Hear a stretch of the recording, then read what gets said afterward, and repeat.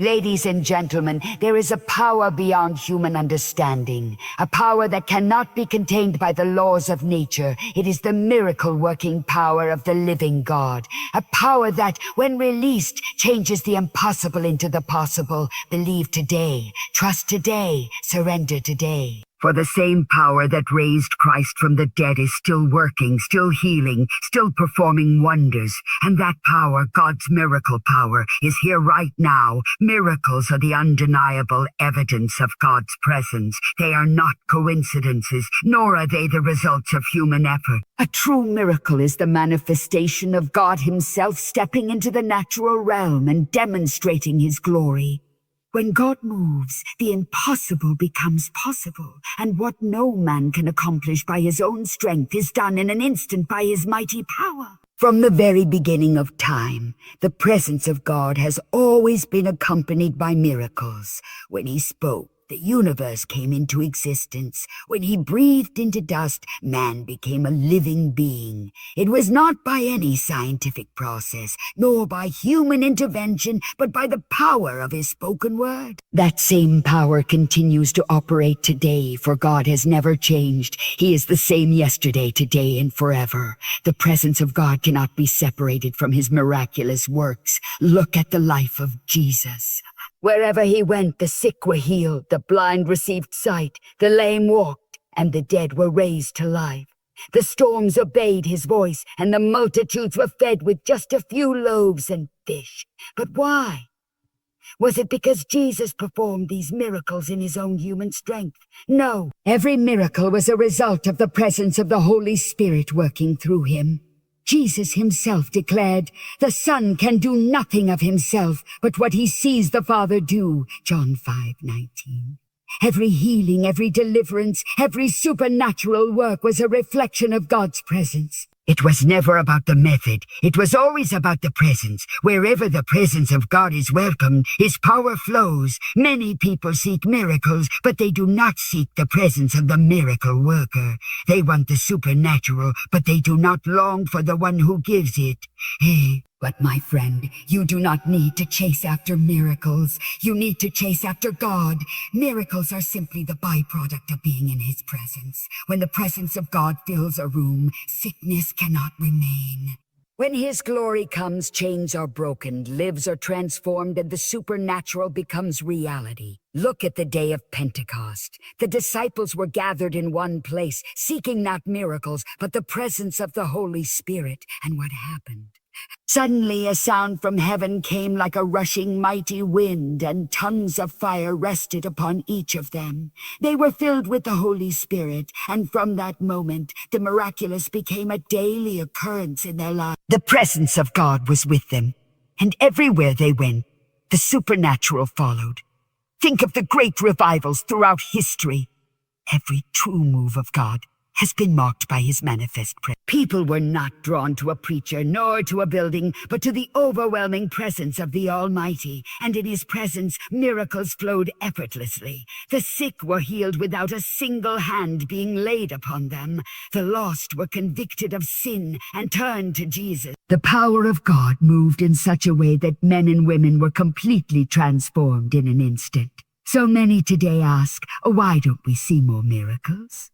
But the real question is, where is the hunger for His presence? The miracles have not ceased, but the desire for His presence has grown cold. God will not force Himself upon anyone. He will not move where He is not welcomed. But to those who hunger and thirst after Him, to those who long for His presence above all else, He will reveal Himself in ways beyond human understanding.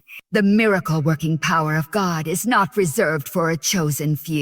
It is for every believer who dwells in His presence. It is for those who make room for Him, who desire Him more than anything else in this world. When you seek Him with all your heart, you will find Him. And when you find Him, you will find the miraculous. For wherever His presence is, His power is also there. Faith is the key that unlocks the miraculous power of God. It is not by human wisdom, not by effort, not by talent or status, but by faith that the supernatural is released. Faith is the bridge between the seen and the unseen, between the natural and the supernatural. Without faith, miracles remain locked away, inaccessible, distant. But where there is faith, the impossible becomes possible, and the power of God moves without limitation. From the beginning of Scripture to the end, every miracle is connected to faith. It is the common thread that runs through every act of divine intervention. It was faith that caused Noah to build an ark when there was no sign of rain. It was faith that moved Abraham to leave his home and follow God's promise. It was faith that caused Moses to stretch out his rod and see the Red Sea part. It was faith that enabled David to defeat Goliath with a single stone. Not one of these individuals relied on their own ability. They simply believed that God was who he said he was, and that he would do what he promised. Faith is not about feelings. It is not about circumstances. It is not about what the natural eye can see. Faith is believing even when everything around you says otherwise. Faith is trusting when there is no evidence yet. It is stepping forward when the ground has not yet appeared. It is saying, Lord, I do not understand, but I believe. And it is in that place of faith that miracles happen. When Jesus walked the earth, he was always drawn to faith. He healed multitudes, but he was never moved by need alone. He was moved by faith. The woman with the issue of blood pressed through the crowd, saying within herself, if I can only touch the hem of his garment, I will be healed. She did not wait for Jesus to notice her. She did not wait for an invitation. She believed, she acted, and the power of God flowed into her body. Jesus turned to her and said, Daughter, your faith has made you whole. Faith, it was faith that opened the door to the miracle. Not her effort, not her suffering, but her faith. How many today are waiting for a miracle but have not yet activated their faith? How many are crying out to God, yet still doubting in their hearts? Faith is the currency of heaven. It is the language of the supernatural. It is the substance of things hoped for, the evidence of things not seen. There was a time when Jesus entered his hometown, but the Bible says he could do no great miracles there because of their unbelief.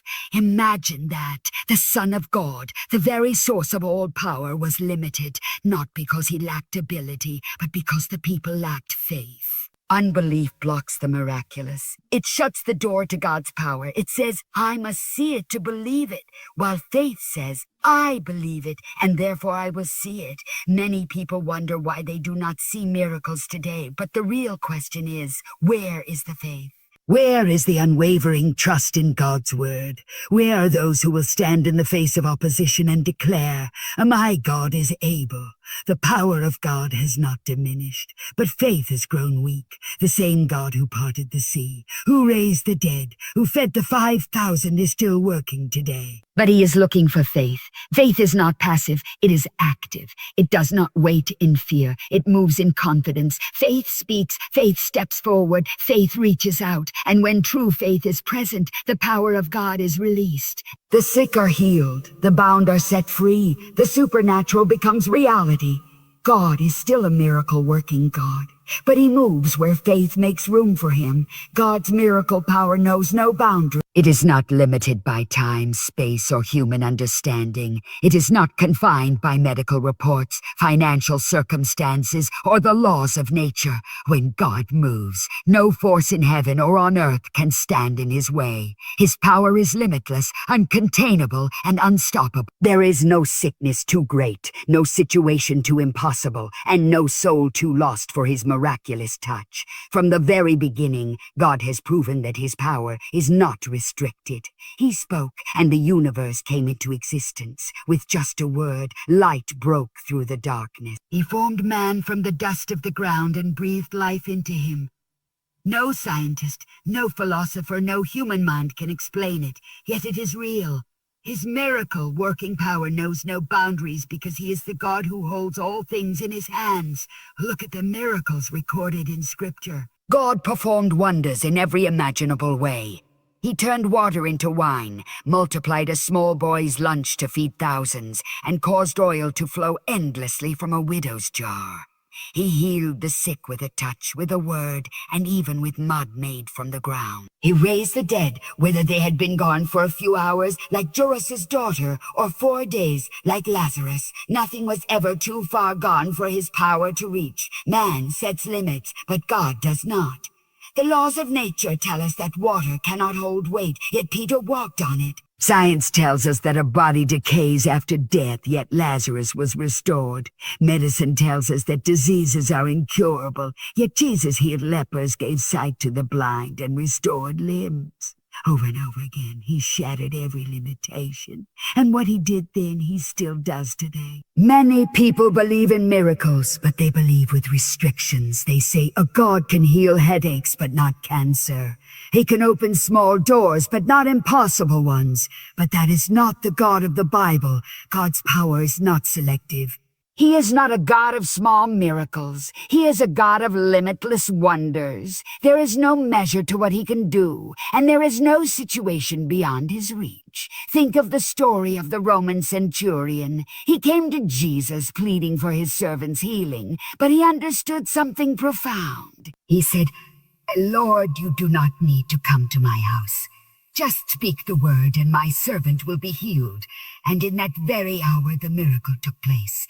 The centurion understood that God's power was not confined to a location. It did not need physical touch. It was not hindered by distance. And the word of God alone was enough to bring healing. This is the same God who healed the woman with the issue of blood when she touched his garment. He did not see her. He did not speak to her. Yet his power knew no boundaries, and her faith drew from him a miracle she needed. There is no prayer too small, and no need too great for God's miracle power. What may seem impossible to man is never impossible for God. He is not limited by the economy, by reports, by circumstances, or even by past failures. His power does not weaken over time, nor does it expire with age. He is the same miracle-working God today as he was in the days of Abraham, Moses, and Elijah. What is the situation in your life that seems beyond hope? What have you been told is impossible? What has the world said cannot be done?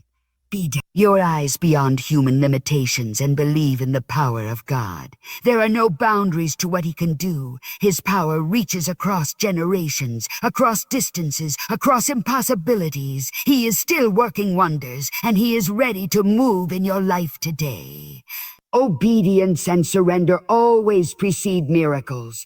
Throughout Scripture and history, every great move of God, every supernatural act, and every divine intervention has been preceded by a heart that is fully yielded to him. God does not pour out his power where there is resistance, nor does he perform miracles where there is rebellion.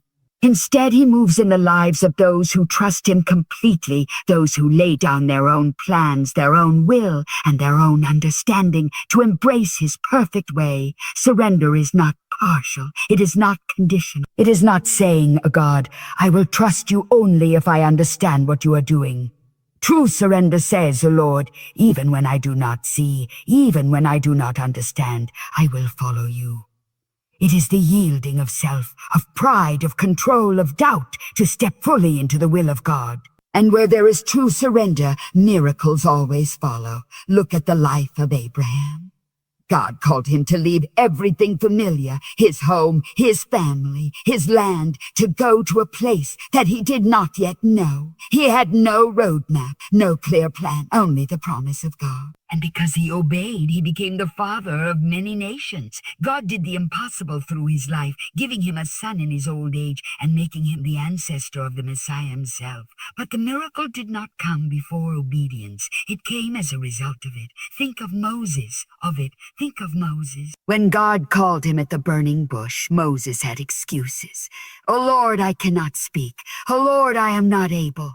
But God was not looking for Moses' ability. He was looking for his obedience. When Moses finally surrendered, miracles broke out. The Red Sea parted. Water flowed from a rock.